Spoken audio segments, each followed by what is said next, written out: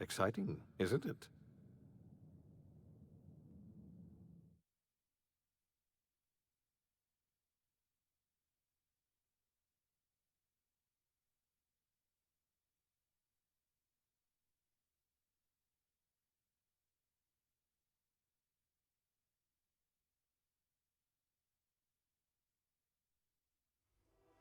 The OSI teaches that everything in the universe happens according to the grand plan. But the stranger that arrived in Halcyon was an unplanned variable. From the moment she landed in Emerald Vale, her actions altered the course of history. The events on Tartarus brought about the end of the board's authority. But the board's mistakes would haunt the colony for decades to come. The damage they left behind would require the work of a generation to repair. Dr. Phineas Wells began reviving a handful of the Hope's colonists: engineers, scientists, technicians, and intellectuals. They were among the brightest minds the Earth had ever sent out into the stars. The Hope scientists and engineers woke up in a colony descending headlong into total collapse.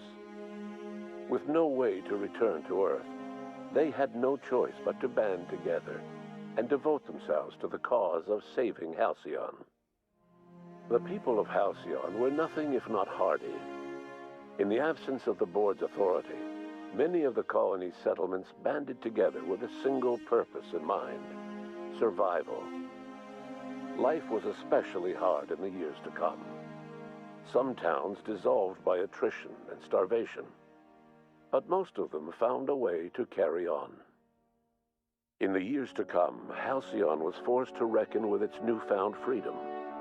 The board was gone, and for better or worse, the colony was responsible for its own destiny. Between MSI's worker-centric policies and the iconoclast's manpower, Sanjar and Zora were able to rally many of the Terra 2 townships to their cause. MSI's workforce swelled, and the iconoclasts enjoyed a significant surge in their ranks. The board was too distracted by infighting and internal politics to stop MSI from becoming a powerful corporation and a refuge for townships that might have fallen through the cracks. Consumed by paranoia, Lilia Hagen took Sublight Salvage in a controversial direction, openly accusing board officials of an extraterrestrial conspiracy. One day, an accident at the Groundbreaker's docking bay silenced her forever. Time would tell if her replacement could keep the Sublight family together.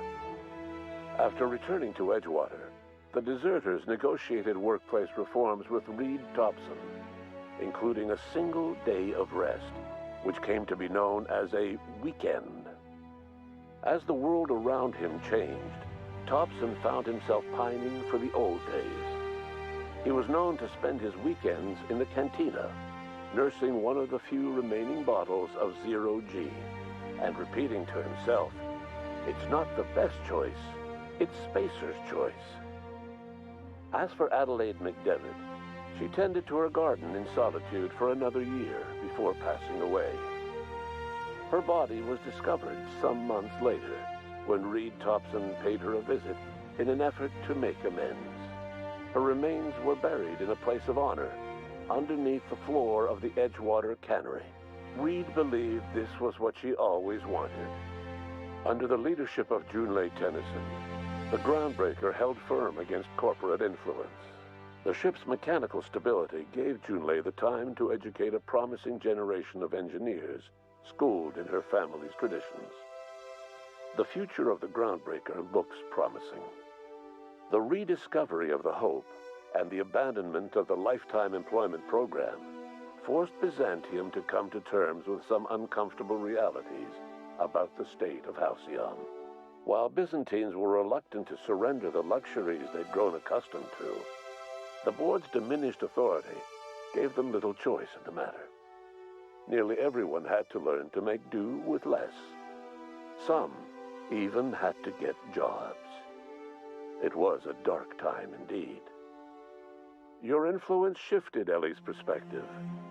She finally admitted, albeit grudgingly, that she just might need other people. Sometimes. With a steady income from the life insurance payouts, she was finally able to afford a ship of her own. She hired a small crew and flew supply missions to communities on the fringe. Some of them were even legal. Life in Halcyon was sobering for Felix Millstone. The grand revolution he dreamed of never came. There was no great awakening for the colony, no celebrations in the streets. There was only the hard, desperate work of trying to repair a broken colony. Felix never had a head for numbers, but if there was labor to be done, he was there to help. Eventually, Felix realized that the work of a revolution was done with two hands. As much as he enjoyed his adventures aboard the Unreliable, the vicar, known as Max, eventually decided that it was time to move on, to live out the life he had sought so long to create. He knew there were many in the colony who carried burdens much worse than the ones he had struggled with, and he devoted himself to easing their suffering wherever he could. He only ever took up arms again to defend the defenseless. Unshackled from a lifetime of striving and fighting the universe and himself, Vicar Maximilian de Soto was finally at peace. Once the matter with the Hope colonists was resolved, Junlei bashfully asked Parvati if she'd like to join her permanently on the Groundbreaker, and Parvati enthusiastically, if somewhat awkwardly, agreed. The stories of her adventures spread across the colony, and Parvati soon found herself the center of attention. Having served as the engineer of a renowned spacecraft, tramp freighters and wildcat miners sought her out by name, and in no time, she was a fixture in the Groundbreaker's mechanical ecosystem. She and Junlei were never far apart. Nyoka returned to Monarch to take another crack at making a permanent life for herself. She formed the Charon Group, a mercenary outfit of ragtag survivalists and wilderness experts. Anyone in need of a guide or just looking to throw back a beer and swap stories could find her camping on the trail or clearing an infestation. The SAM unit that accompanied you spread awareness of the product line's superior sanitation and maintenance capabilities across what was left of the colony. This led to a boost in SAM unit sales.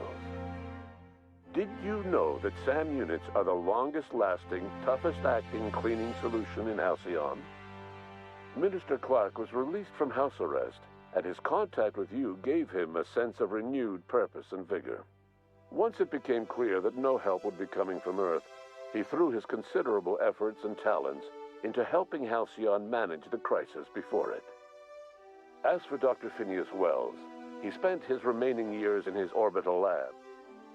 He eventually came to terms with his own past and was able to forgive the mistakes of his younger self by devoting his remaining years to serving the colony. In the end, Dr. Wells was able to save every scientist and engineer aboard the Hope. Over the next decade, nearly all of the Hope's remaining colonists were successfully revived. Halcyon saw a period of rapid technological and scientific advancement. Breakthroughs in dietary supplements saved the colony from starvation. Geoengineering projects and social reforms began to change the structure and character of the colony. Dr. Wells laid the groundwork for the project to save the colony, but he would never live to see the fruits of his labor. He passed away a few years later. His work was carried on by the scientists and engineers he revived. Today, Halcyon has stabilized. The people of the colony work hard to adapt to their new circumstances. Nearby colonies send aid and supplies.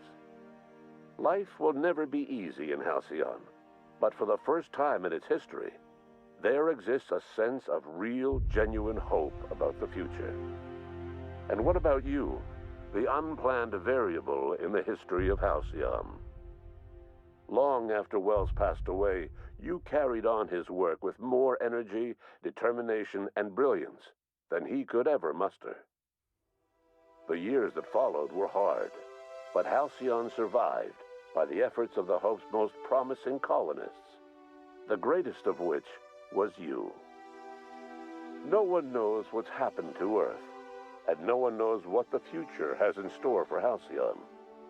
All we know for certain is this: the name of the Unreliable and that of its intrepid captain will remain the subject of countless stories for years to come.